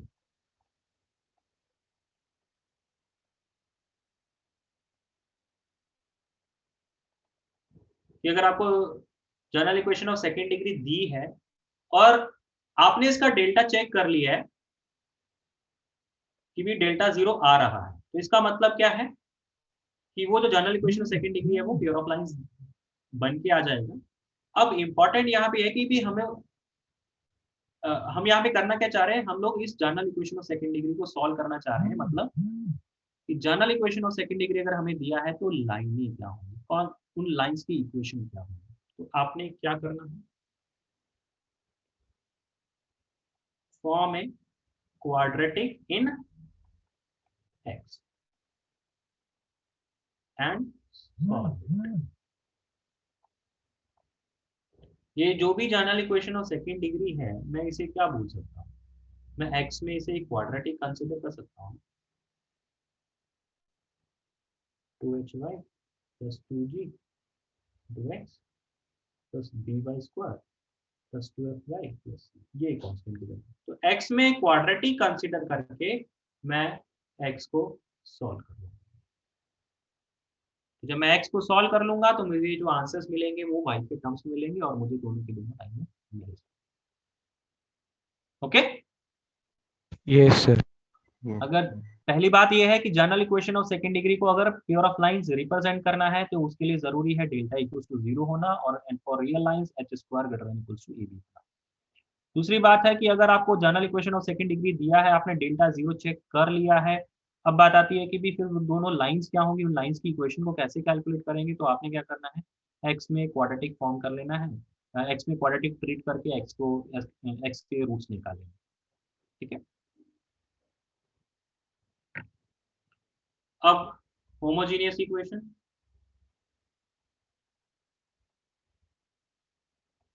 homogeneous equation of second degree क्या है जी, इसमें सिर्फ 3 टर्म रहते हैं। Yes sir. plus 2hx4 plus by और इसका डेल्टा हमेशा 0 होगा, ठीक है। तो इसका डेल्टा कभी कैलकुलेट करने की नीड नहीं पड़ती है, हमेशा डेल्टा 0 आ जाता है। तो आप क्या बोल सकते हो कि ये हमेशा पेयर ऑफ लाइंस होगा, just h square greater than equals to a b होना चाहिए फॉर रियल। तो पहली कंडीशन ये है, दूसरी कंडीशन ये है। यहाँ पे जनरल के लिए जो कंडीशन है इसके लिए भी वही है, लेकिन यहाँ पे क्या है कि डेल्टा और 0 आ ही जाएगा तो सॉल्व करने की जरूरत नहीं होगी, लेकिन h square greater than equals to a b होना चाहिए फॉर, ठीक है ना। एंड अगेन इसके भी अगर सॉल्यूशंस के बारे में बात करें तो सॉल्यूशंस एक्स में क्वाड्रेटिक कंसीडर करके सॉल्व कर लो, निकल जाएंगे। Yes sir. तो सॉल्यूशंस की अगर बात करा जाए तो सॉल्व क्वाड्रेटिक इन, तो जनरल का जो मेथड है वही मेथड होमोजीनियस का, उसमें कुछ फर्क नहीं। एंड लास्ट है जी एंगल बिटवीन लाइंस, कि ये जो पेयर ऑफ लाइंस आपको मिला है उन दोनों लाइंस के बीच का एंगल क्या होगा उसका फॉर्मूला। tan थीटा का आंसर क्या होता है 2 times under root of h square minus a. Con mod of a plus b.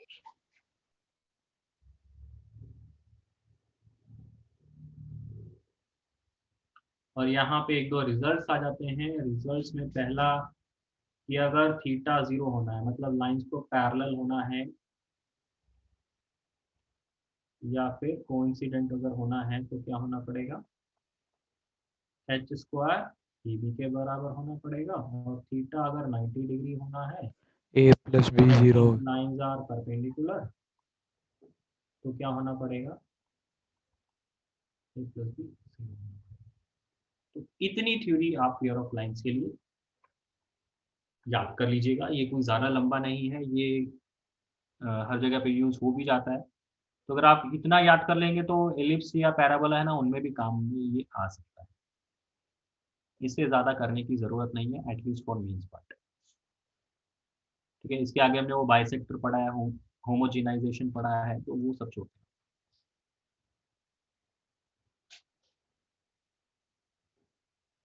Okay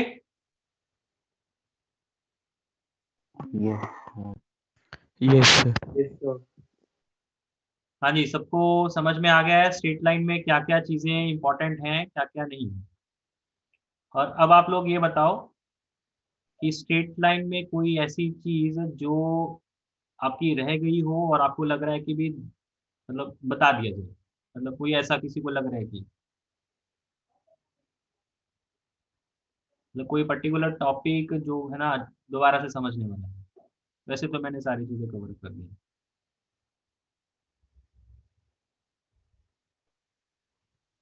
कोई भी नहीं है, हो गया सारी No, चीज़ें। sir. Yes, sir. तो फिर आगे स्टार्ट कर लें।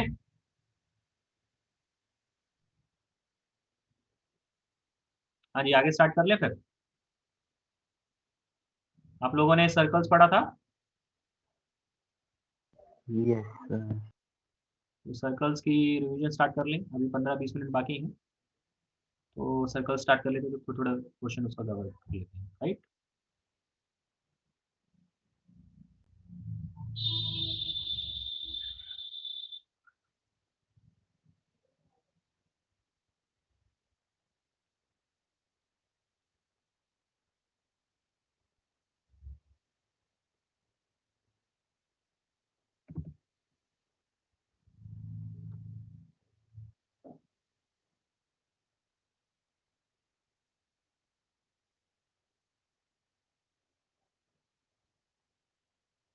सर्कल्स,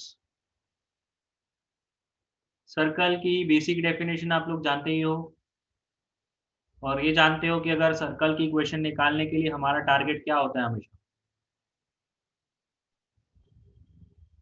क्या होता है? Center or radius. Center centre और or रेडियस अगर पता लग जाए तो सर्कल की इक्वेशन निकल जाएगी, राइट।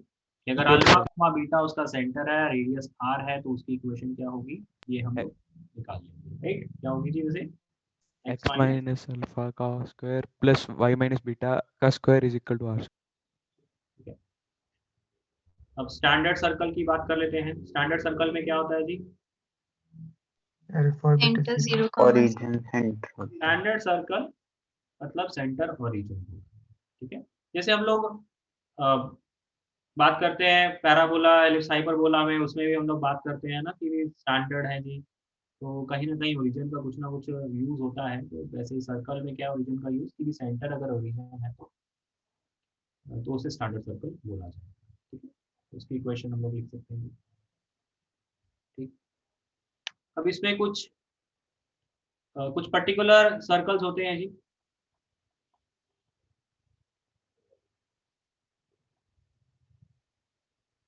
मतलब कुछ जो कॉमन इंफॉर्मेशन होती है उस टाइप के जो क्वेश्चंस हैं, लाइक कि अगर आपको सर्कल जो है वो पासिंग थ्रू ओरिजिन बोला है, सर्कल पासिंग थ्रू ओरिजिन, उसकी क्वेश्चन निकल जाएगी।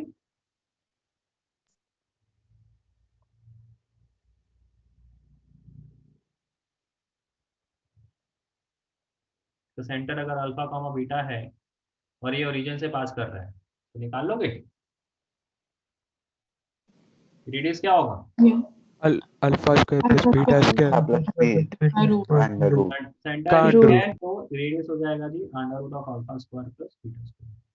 देखिए मेन थ्योरी यही रहेगी हमेशा कि सर्कल की क्वेश्चन निकालना है, सेंटर पता और radius.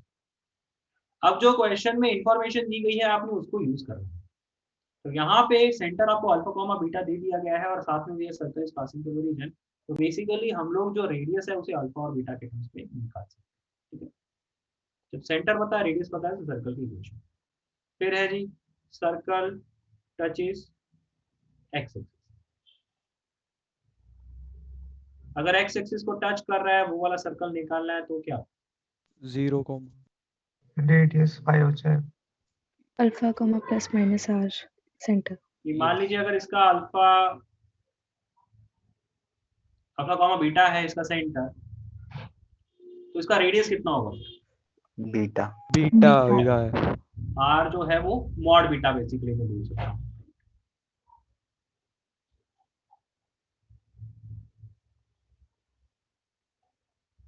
Circle touches y axis.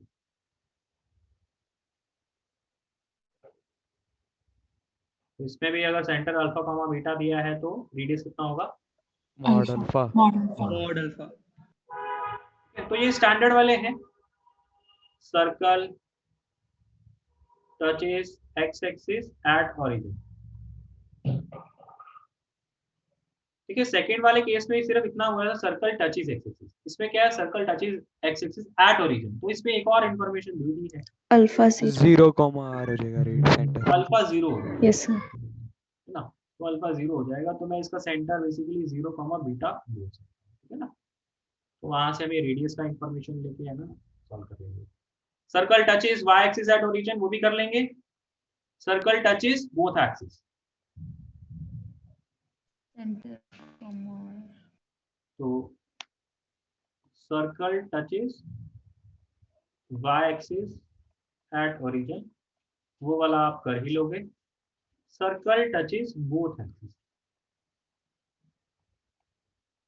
ठीक है, जब बोथ एक्सिस की बात आती है ना तो यहाँ पे कई बार हम लोग जल्दबाजी में गलती कर जाते हैं, इसलिए मैं यहाँ पे स्टार मार्क कर रहा हूँ कि जब बोथ एक्सिस की बात है तो सर्कल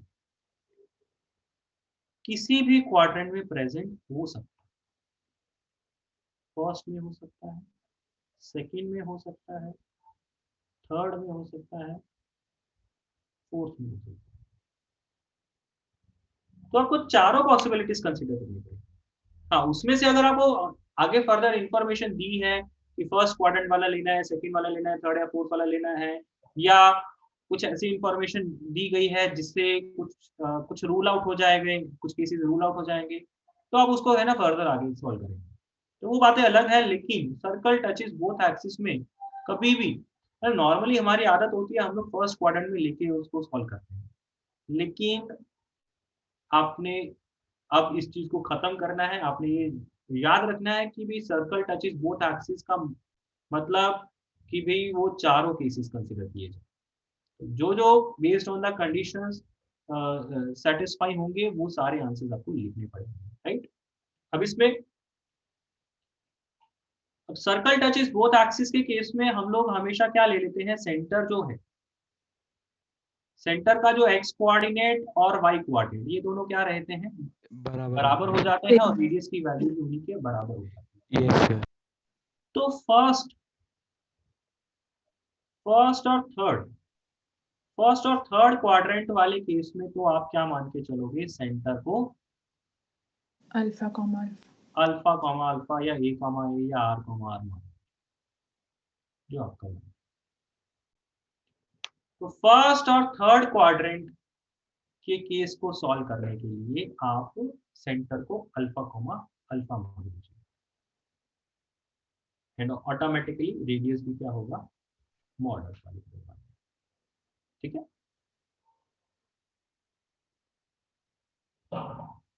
सेकंड और फोर्थ क्वाड्रेंट वाला केस कंसीडर करने के लिए आपको क्या करना पड़ेगा, alpha alpha minus alpha alpha comma minus alpha consider करना पड़ेगा, और रेडियस ऑटोमेटिकली क्या होना है जी, मॉड मॉड अल्फा होना है।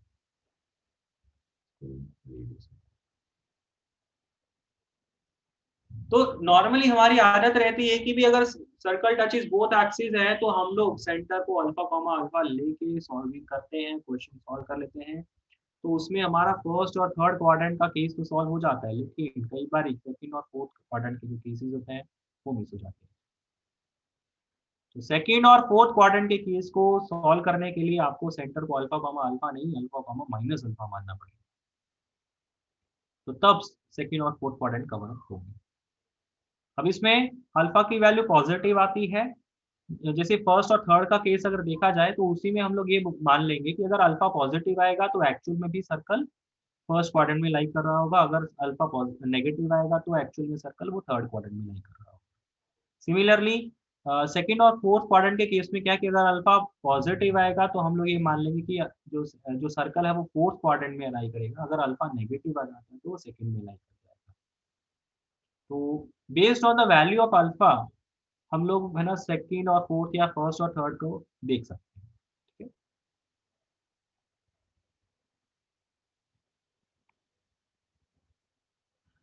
तो इसमें जो बेसिक क्वेश्चंस हैं वो आप लोग कर सकते हो सर्कल के। ठीक है, आपको सेंटर दिया है, रेडियस दिया है, या सेंटर निकालने के लिए कुछ इंफॉर्मेशन है जी, रेडियस निकालने के लिए कुछ इंफॉर्मेशन, इन सब के ऊपर है ना जो भी बेसिक क्वेश्चंस है वो सारे के सारे आपको निकालने।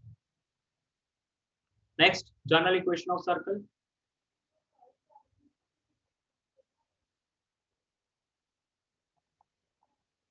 जनरल इक्वेशन ऑफ सर्कल क्या रहता है जी, x square plus y square.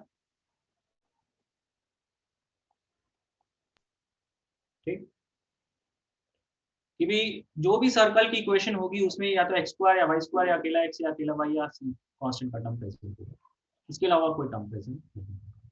ठीक है, तो अब यहाँ पे जनरल इक्वेशन ऑफ सर्कल के लिए जरूरी चीज क्या है कि कई बार हमें क्वेश्चन में ये बोला होता है कि एक general equation of second degree दिया होता है। General equation of second degree को अगर सर्कल रिप्रेजेंट करना है तो क्या होना है, A equal to B H is not 0 equal and to A 0. equals to equal A to equal to B and H equal to H 0. Yes. yes,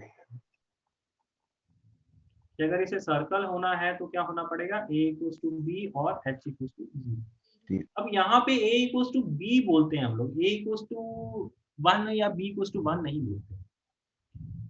ठीक है ना, तो ये चीज याद रखिएगा। वो तो क्या है कि भी मैं पूरी इक्वेशन को अगर a और b को बराबर कर दिया फिर मैं पूरी इक्वेशन को ऐसे डिवाइड कर दूंगा तो एक्स स्क्वायर और वाई स्क्वायर का फॉर्मूला बना लिया, है ना। तो सर्कल के लिए a इक्वल्स टू बी और h इक्वल्स टू 0 होना जरूरी होता है। अब जो जनरल इक्वेशन ऑफ सर्कल की हम लोग पढ़ते हैं उसमें क्योंकि कोएफिशिएंट ऑफ एक्स स्क्वायर और कोएफिशिएंट ऑफ वाई स्क्वायर 1 बना लेते हैं, फिर उसके बेसिस पे हम लोग सेंटर और रेडियस के रिजल्ट देखते हैं जी। सेंटर पता है, रेडियस पता है ना। माइनस और यहाँ पे एक पॉइंट बन जाता है कि अगर एक रियल सर्कल हो रहा है और रियल सर्कल क्या होना पड़ेगा, G square plus H square plus greater than ये C. क्वेश्चन Greater than के ऊपर होता है कि भाई एक्चुअल में हमें सर्कल मिलेगा तो क्या वैल्यू हो, मतलब कोई एक वेरिएबल दे दिया जाएगा के लैम्डा या सी कुछ भी, कि what can be the value of lambda so that there is a real circle. तो रियल सर्कल के लिए जरूरी क्या है कि जो रेडियस है वो रियल वैल्यू जनरेट करे, और उसके लिए जरूरी है कि भाई अंडर रूट के अंदर वाली जो वैल्यू है वो पॉजिटिव हो। ठीक, और पॉइंट सर्कल इक्वालिटी आ जाती है। इक्वालिटी, और अगर लेस देन 0 होगा तो इमेजिनरी। yes, इमेजिनरी सर्कल का कोई मीनिंग नहीं होता, आप ये नहीं बोलोगे कि हम कोई हवा में सर्कल नहीं कर रहे हैं। इमेजिनरी सर्कल मतलब उस प्लेन के अंदर कोई भी ऐसा पॉइंट नहीं है। लाइक मान लो मैं आपको ऐसी इक्वेशन लिखूं, x² + y² = -2, आप क्या बोलोगे? ऐसा तो कभी होगा नहीं, एग्जिस्ट नो सर्कल। ऐसा तो कभी भी नहीं होगा। तो मतलब जब आप इमेजिनरी सर्कल की बात करते हो तो इसका मतलब नहीं कि अच्छा सर्कल कुछ कट कर रहा होगा या कुछ इस प्लेन में नहीं होगा, कहीं और होगा, ऐसा कुछ नहीं है। एक्चुअल में कोई कर्व ही नहीं मिलेगा इस पूरे प्लेन में, एक भी पॉइंट ऐसा नहीं होगा जो कि इस गिवन इक्वेशन को सेटिस्फाई करे। तो अगर रियल्स में बात करें तो हम लोग यही बोलेंगे कि भाई ये एम्प्टी सेट है, इस इक्वेशन का कोई भी आंसर नहीं है। तो जनरल में भी कि अगर आपको एक सर्कल के ऊपर 3 पॉइंट दिए हैं तो 3 इक्वेशन बना के आप उसे सॉल्व करोगे। तो एक सर्कल के लिए आपने ये चीज़ यहाँ पे जाननी ज़रूरी है कि एक सर्कल की, एक यूनिक सर्कल की इक्वेशन कैलकुलेट करने के लिए आपको 3 इन्फॉर्मेशन चाहिए। जैसे अगर आपको 3 पॉइंट दे दिए गए हैं तो आपको क्या है, तीनों के तीनों पॉइंट 1 बाय 1 जनरल इक्वेशन में पुट करके जीएफसी में 3 रिलेशन बना के उन्हें सॉल्व करके यूनिक इक्वेशन निकाल देंगे। ठीक है? इसके अलावा कोई रेडियस के बारे में इंफॉर्मेशन है या कुछ और इंफॉर्मेशन है, तो बेसिकली एक यूनिक सर्कल को कैलकुलेट करने के लिए आपको 3 इंफॉर्मेशन चाहिए।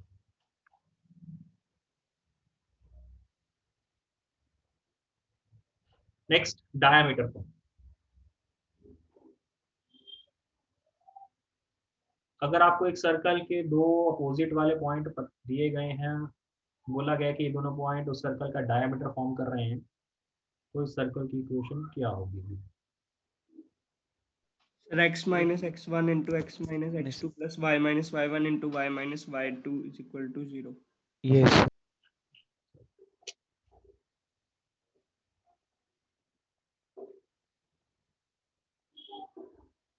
ठीक।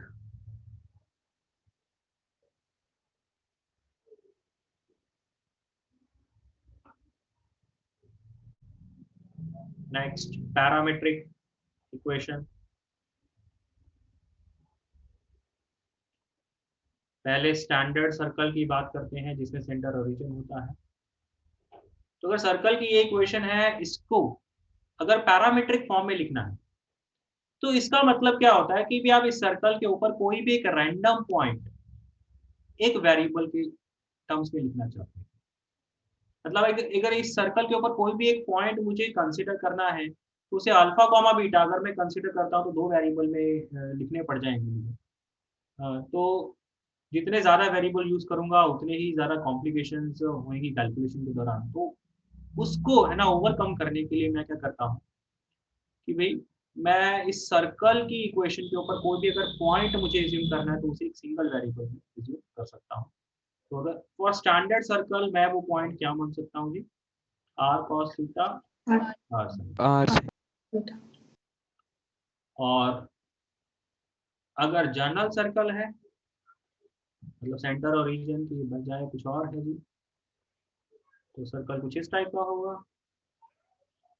तो इसमें अगर मुझे कंसीडर करना है तो h plus r cos theta k plus r sine theta. ऐसा। इसमें स्टैंडर्ड वाला ही ज़्यादा इंपॉर्टेंट है, स्टैंडर्ड वाला ही ज़्यादातर यूज होता है ना। जनरल वाले सर्कल में अगर आपको क्वेश्चन दिया भी होगा तो फिर तो क्वेश्चन नॉर्मली पैरामीट्रिक फॉर्म के ऊपर इतना होता भी नहीं है।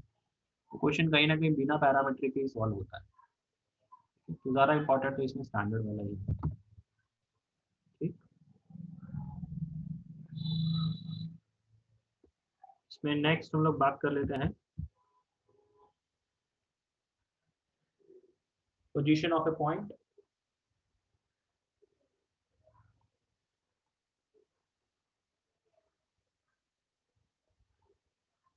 With respect to a circle. एक सर्कल आपको दिया गया है जी और एक पॉइंट दिया गया है, आपने पता करना है ये पॉइंट सर्कल के बाहर है, अंदर है या सर्कल के ऊपर है। क्या करेंगे? पॉइंट को इक्वेशन में पुट कर देंगे। पॉइंट को सर्कल की इक्वेशन में पुट कर दीजिए। पॉजिटिव आता है तो आउटसाइड, नेगेटिव आता है तो इनसाइड। और 0 आता है तो ऑन द सर्कल। ठीक है। और इसके लिए जरूरी ये होता है कि जो एक्स स्क्वायर, ऑल्दो कभी हम लोग बात करते नहीं क्योंकि है ना, कभी ये इशू आता नहीं, रीजन है एक्स स्क्वायर और वाई स्क्वायर की जो कोफिशिएंट है वो दोनों पॉजिटिव होनी चाहिए, तब ये लिखा होता है। अगर एक्स स्क्वायर और वाई स्क्वायर का कोफिशिएंट पॉजिटिव रखेंगे तब ये रिजल्ट आते हैं कि अगर पॉइंट को इस सर्कल की इक्वेशन पुट करें, आंसर पॉजिटिव आएगा तो आउटसाइड, नेगेटिव आएगा तो इनसाइड, 0 आएगा तो ऑन दी सर्कल। ठीक है ना। तो कोफिशिएंट ऑफ एक्स स्क्वायर और वाई स्क्वायर को पॉजिटिव रखना है, तब आप इस रिजल्ट बोलोगे। और नॉर्मली ये हम लोग रखते हैं इसलिए हमें कभी दिक्कत आती नहीं है। ठीक है ना, ये सोचना पड़ता नहीं। और यहीं पे एक केस है पावर ऑफ ए पॉइंट। अगर मान लो ये एक सर्कल है और यहाँ पे एक पी पॉइंट है जी,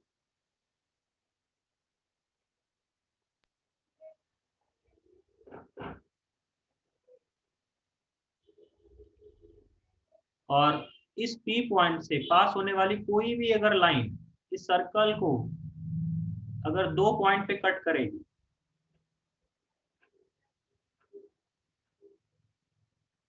तो P A into P B हम लोग किसके बराबर बोल सकते हैं? S1 के बराबर।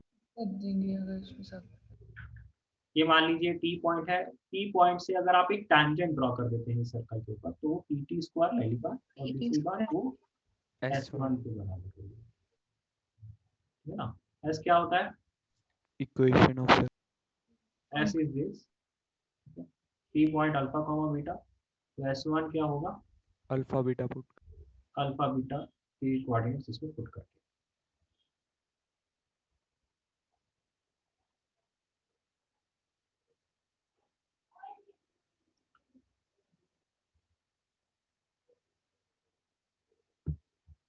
नेक्स्ट है इंटरसेप्ट्स।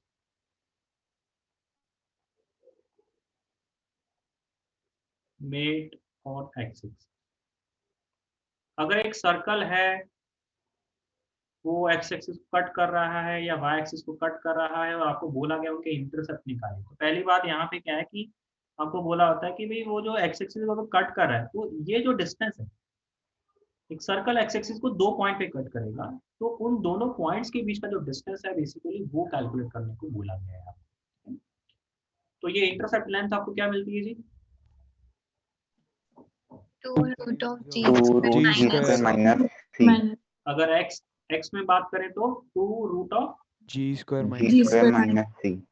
और y में अगर बात करें तो F 2 square root of f square x minus square minus c। तो यहीं पे हमें इस फॉर्मूले से ये पता लग जाता है कि क्या एक्चुअल में भी ये एक सर्कल इस एक्स एक्सिस वाई एक्सिस को कट करेगा कि नहीं करेगा, है ना। यस कि अगर जी स्क्वायर माइनस सी ग्रेटर देन 0 होता है पॉजिटिव है तो इंटरसेक्ट करेगा, अगर ये नेगेटिव हुआ तो नहीं करेगा, नहीं करेगा। इक्वल्स टू 0 होगा तो टच करके चला जाएगा, टच करके चला जाएगा। तो ये जो टचिंग वाली कंडीशन है ये सबसे ज्यादा इंपॉर्टेंट है, बाकी भी याद तो रखनी ही है। And similarly for y axis बाकी की चीजें आ जाएंगी, है ना, इसके ऊपर कंडीशन आ जाएंगी, है ना, याद है। Yes sir. Yes, sir. Next हम लोग बात करते हैं जी maximum and minimum distance of a point from a circle. अगर एक पॉइंट दिया गया है, एक सर्कल दिया गया है, तो आपने इस पॉइंट का इस सर्कल से मैक्सिमम डिस्टेंस निकालना है। पता क्या कैसे करते हैं? 10 से डिस्टेंस निकाल के प्लस और Plus radius minus मैक्सिमम तो कितना हो जाएगा जी? ओपी प्लस आर, मिनिमम कितना हो जाएगा? Minus r। OP minus r का मॉड। मैं मॉड इसलिए लगा रहा हूं कि अगर P इनसाइड हुआ तो फिर OP छोटा हो जाएगा, R बड़ा हो जाएगा, उस वजह से। ठीक है, तो दोनों चीजें इसमें कवर अप हो जाएंगी। ठीक, और क्या आप ये पॉइंट भी निकाल लेंगे? यस। अगर मुझे ये बोला गया हो कि भी सर्कल के ऊपर वो वाला पॉइंट निकालो जो कि पॉइंट P से सबसे ज्यादा दूर है, तो आप क्या करेंगे? ये वाला पॉइंट आप निकालेंगे। कैसे निकालोगे जी? या तो सेक्शन फॉर्मूला लगा लो, Yes, sir. ये वाला पॉइंट पता है, Yes, ये वाला पॉइंट पता है, तो आपको ये रेडियस तो पता ही होगा, और ओपी लेंथ भी पता है। और ओपी है ना, तो फिर ये हमें बेसिकली ये पता लग जाएगा कि ये जो पॉइंट है वो ओपी को किस रेशो में एक्सटर्नली कट कर रहा है। ठीक है ना, सिमिलरली फॉर दिस पॉइंट हमें इंटरनली रेशो लेके कर लेना है। ठीक है, एक तरीका ये भी है कि आप लाइन का इंटरसेक्शन निकाल लो, ओपी लाइन की इक्वेशन निकाल लो, सर्कल के साथ इंटरसेक्शन पॉइंट निकाल लो, वो आगे जाके वैसे भी हम लोग करने वाले लाइन और सर्कल का इंटरसेक्शन। ठीक है ना, एक लाइन का एक सर्कल के साथ इंटरसेक्शन पॉइंट निकाल के भी पॉइंट्स निकाल सकते हो, अदरवाइज सेक्शन फॉर्मूला से इस तरीके से। ओके, तो बाकी की जो रिवीजन है वो बेटा हम लोग आगे जाके करेंगे, और अभी फिलहाल इतना ही सर्कल्स में। ठीक है, तो इसमें जो नेक्स्ट टाइम में जो भी हम लोग डिस्कशन स्टार्ट करेंगे वो रहेगा line and intersection of a circle, है ना, वहाँ से चीज़ें आगे स्टार्ट हो जाएंगी, टेंजेंट, नॉर्मल, दो सर्कल्स वगैरह, उन सब के बारे में बात होगी। ठीक है ना, अब फिलहाल जो कल की क्लास है, कल की क्लास में हम लोग करेंगे जी फंक्शंस की रिवीजन। तो अब इस हफ्ते जो आप लोगों का सैटरडे संडे को टेस्ट होना है फंक्शंस और ITF, उसके ऊपर सब लोगों का पूरा फोकस होना चाहिए। ठीक है, तो ये जो 3-4 दिन आपके पास है उसमें मेजॉरिटी आपने यही करना है, फंक्शंस ITF के ऊपर ही ध्यान देना है। तो आज आप लोग है ना फंक्शंस जो है वो उसकी पूरी थ्योरी आप अब जरूर पढ़ लीजिए। तो सब लोगों ने थ्योरी तो पूरी पढ़ ही लेनी है, साथ साथ में जितने भी है ना क्वेश्चंस है आप अपने क्वेश्चंस कर सकते हो। साथ में जो आर्काइव मैंने आपको भेजी हुई है उसका डिस्कशन हम लोग कल की क्लास में करेंगे। ठीक है, फंक्शंस चैप्टर का जो आर्काइव, उसमें सेक्शन बी का हम लोग कल की क्लास में डिस्कस करेंगे। क्या कह रहे हो? आर्काइव कहाँ भेजिए? मैंने आप लोगों को PDF भेजा है ना ग्रुप में। Yes, sir. yes, sir. तो उसमें फंक्शंस चैप्टर खोलिएगा, फंक्शंस चैप्टर में सेक्शन ए जो है वो IIT JEE का आर्काइव है, तो उसको नहीं करना है अभी फिलहाल। सेक्शन बी जो है वो AIEEE या JEE मेंस लिखा होगा, तो वो वाला सेक्शन आप लोगों ने करना है। उसके मुझे फंक्शंस के लिए तो याद नहीं, लेकिन एक इन जनरल है कि भाई 20 से 25 या 30 क्वेश्चन के आसपास होता है।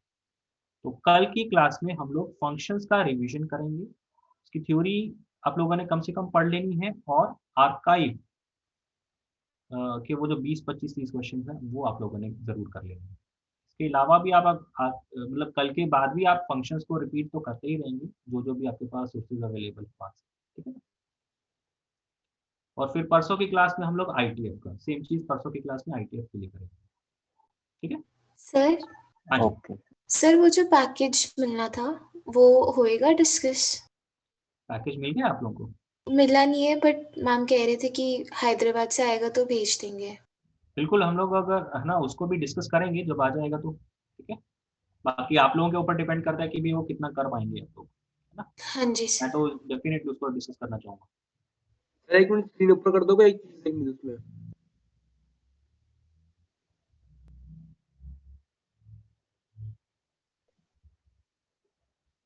ध्रुव कहाँ, कौन सी चीज मिस हो गई? सर इससे पहला वाला पेज। सर एक मिनट, नीचे नीचे नीचे। और नीचे? नहीं सर, बस इतना ही। ओके ओके, सब लोगों को कल का होमवर्क क्लियर है ना? Yes sir. Yes, sir. और जो हमारा जो डिस्कशन हम लोगों ने कल के लिए रखा भी हुआ था ना एक NCERT का प्रोबेबिलिटी से, तो वो हम लोग आगे जाके है ना पहले हम लोग ट्यूसडे वेडनेसडे को आपका फंक्शंस और ITF कंप्लीट कर लेते हैं, जो कि आपका इस संडे को टेस्ट में आना है। फिर जो भी हमें टाइम मिलेगा उस टाइम में हम लोग उस एनसीईआरटी को डिस्कस कर लेंगे, ठीक है। 3D का कुछ पोर्शन आपका शीट में से रह गया था और प्रोबेबिलिटी का एनसीईआरटी बोला गया था, ठीक है। तो वो भी आप लोगों ने कंप्लीट तो अपना करके रखना ही है। तो डिस्कशन जैसे जैसे जो क्लास में थोड़ा बहुत हमें टाइम मिलता रहेगा उस उसमें हम लोग कंप्लीट करते रहेंगे, ठीक है। Okay, yes sir. Yes sir. Yes sir. Okay बेटा, thank you. Thank you sir. Thank